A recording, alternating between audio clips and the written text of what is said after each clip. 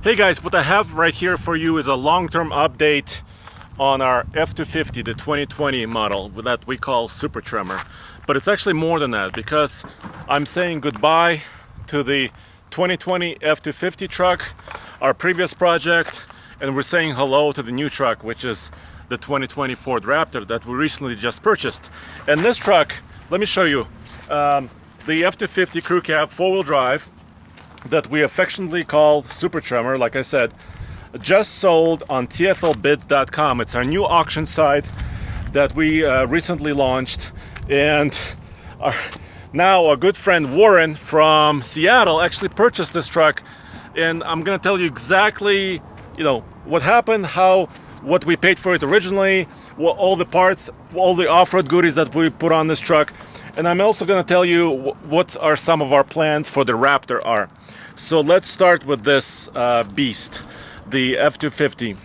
So we purchased it almost 12 months ago in December of 2019. And main reason for purchase was what's under the hood. So let me pop that first. But I'm also going to focus all of my updates here, real world and also off-road gear that this truck has.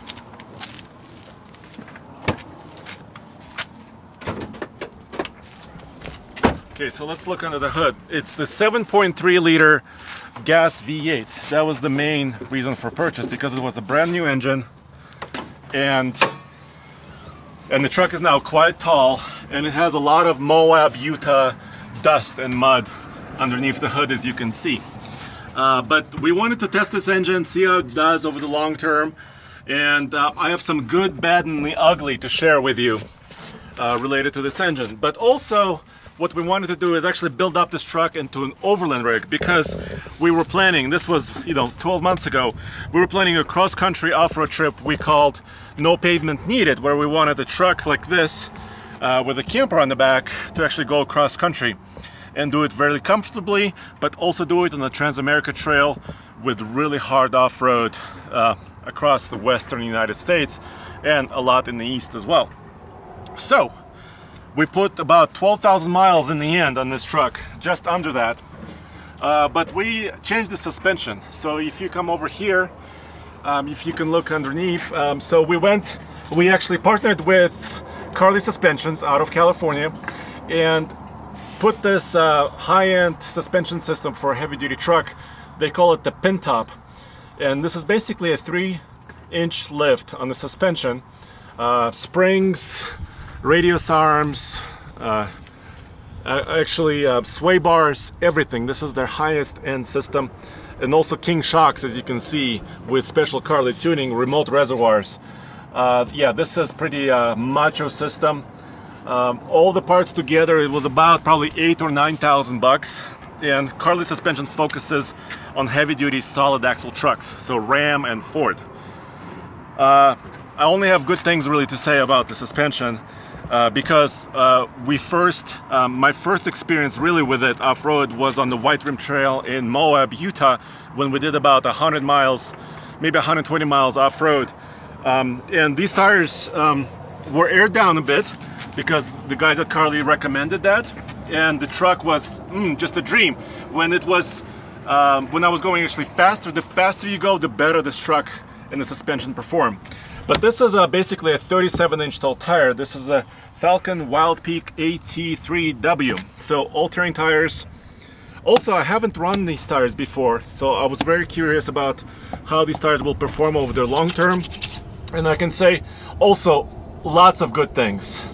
Really great traction everywhere we went. We went across Colorado, in Utah, dirt, mud, even a little bit of snow and ice recently here in Colorado. These tires perform really well.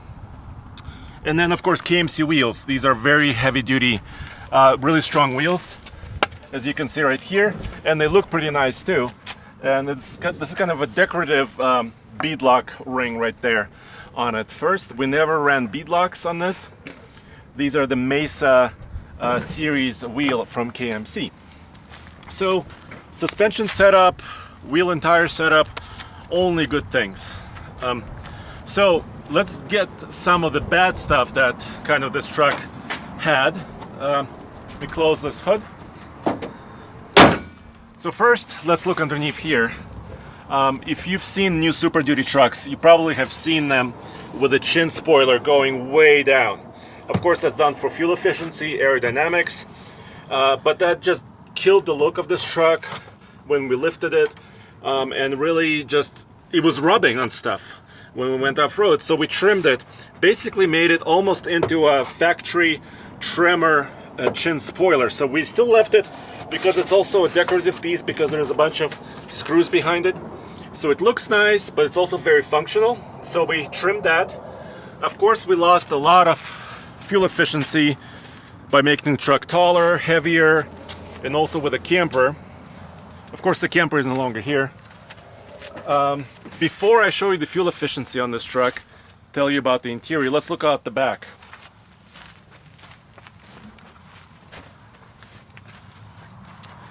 Right there, of course, you see the FX5 sticker, which is basically, we actually tuned this truck, had it, well, actually, very specific off-road tune by 5-Star Tuning, specifically for off-roading. So not like huge horsepower gains, but we wanted to make sure our TPMS, tire pressure monitoring system, we were able to control that and change all the warnings and settings on that.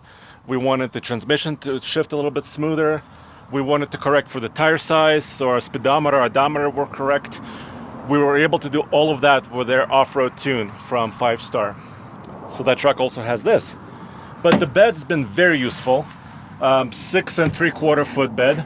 It was lined when we purchased this truck. The sticker price on this truck, brand new from a dealer, was 55 grand approximately. We shaved it down by about $2,000. It has, of course, this man step in the tailgate, which is now very useful because with the truck now sitting about 5 inches taller than stock, this is actually a very useful feature now. It wasn't really before, but now it became very, very useful. This bed worked really great for a four-wheel camper, and now it's basically a camping package. Do you see these eyelets? Basically additional tie-downs for the camper. We did it kind of inside the bed, so it's nice and neat. And then up front, let me stay right here. I'll show you. You see this? That's a special plug for the camper. So this truck is pre-wired. It has dual battery setup. So that's very useful, not just for working, at the construction site, but also powering a camper.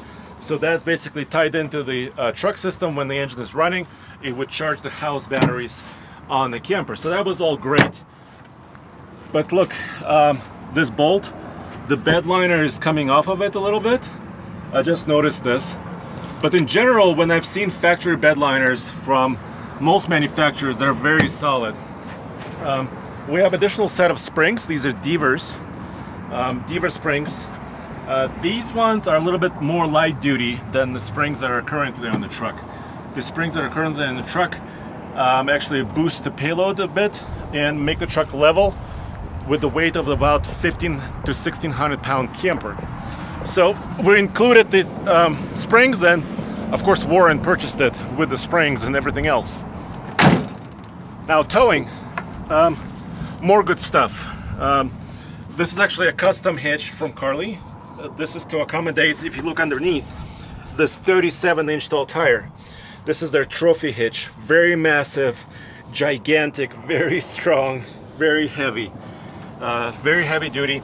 I've taken this truck at least 2 times with a trailer on the iGauntlet World's Toughest Towing Test. This truck never missed a beat. I loaded it all the way to the maximum, about 14,500 pounds, including the camper and the trailer behind it. This engine, even the 355 rear axle ratio, always had enough oomph in the mountains for me. A lot of you guys write to us and ask, should I get a 430 rear differential ratio or stay with a 355? I usually say stay with a 355. Even with these bigger tires, the 10-speed automatic still has enough gear ratios to actually provide power, acceleration, and even downhill performance. So all that stuff is pretty cool. Nothing bad to say there. really for towing. Can you jump in the passenger seat really quick?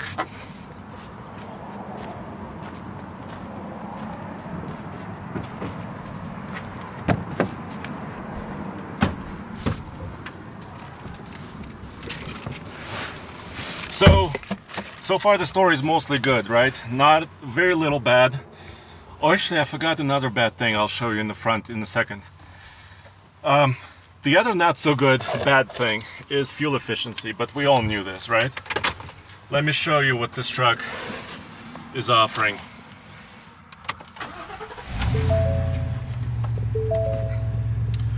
This is an XLT trim, so it's a little bit more basic.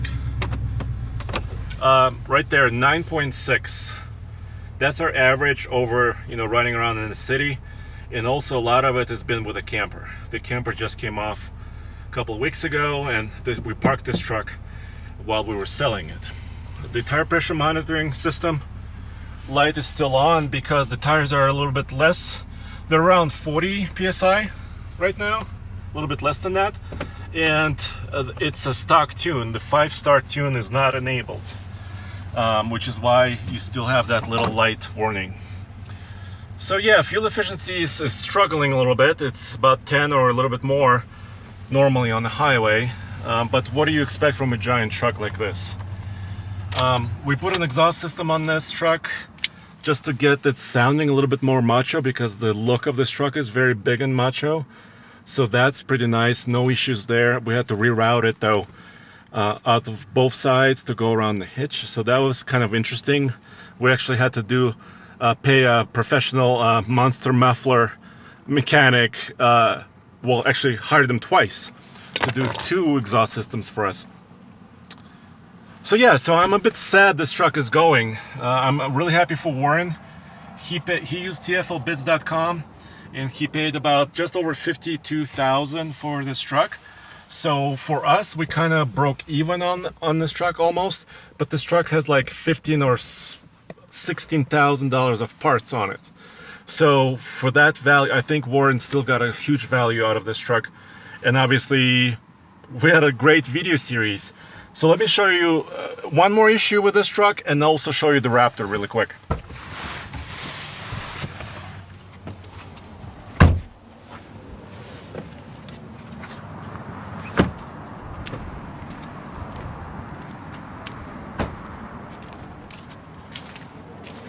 Headlights were an issue with this XLT truck, which is why we put these LED lights in here. Let me turn them on for you in a sec.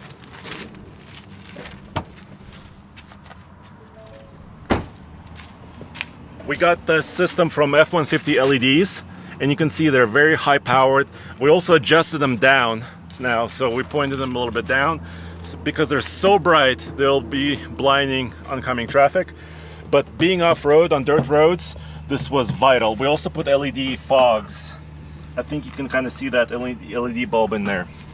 And then the ugly was this. This is a spark plug wire.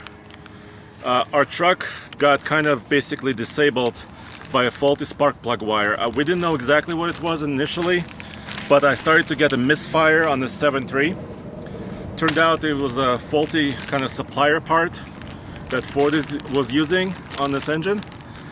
Several other people wrote to us, you guys wrote to us and said you had a similar issue with a 7.3, but replacing this $24 part solves it. And Ford tells us that the supplier corrected the problem. Now all of the wires are, should not have any issues. That was the ugly part, because the truck was out of service for about 2 weeks because this part was also back ordered. So, but overall, I'm very happy. Now, I'm also very happy about this. So as one truck leaves, the other truck enters. So this is a 2020 F-150. You may have seen the video about it on TFL Truck channel. We purchased it for the upcoming 2021 year for several reasons. First, you may know that we also pre-ordered the Ram TRX. So we want to compare the current Raptor to the new Ram TRX, because the Ram TRX is going after the Raptor as a most capable half-ton truck. Then also, we wanted to compare this truck, which is a 2020 second generation Raptor, to the upcoming 3rd gen that's supposed to be here within a few months, maybe within this year in 2021. So also we wanted to do a lot of really fun videos, so that's mainly the reasons for purchase, and also tax reasons for the company, for TFLs. So let me pop this hood really quick.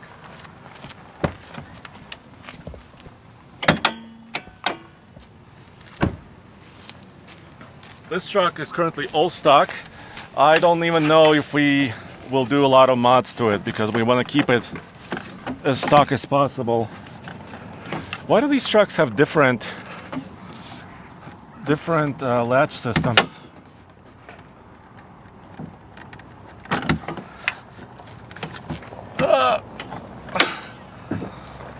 This latch is actually different from the Super Duty, even though these trucks share a lot of stuff like the cabs, aluminum cabs, and many other components like some of the computers that run them.